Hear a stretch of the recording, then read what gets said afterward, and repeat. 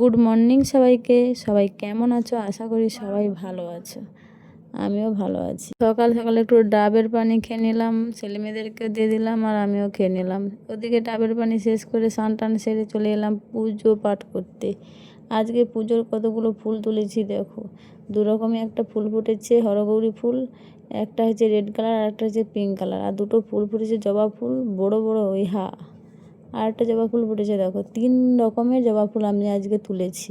এদিকে পুজো পাঠ শেষ করে তারপরে চলে এলাম রান্নাঘরে, কাটাকাটি শেষ করে রান্না করতে বসে পড়েছি। আজকে রান্নার মেনুটা দেখো।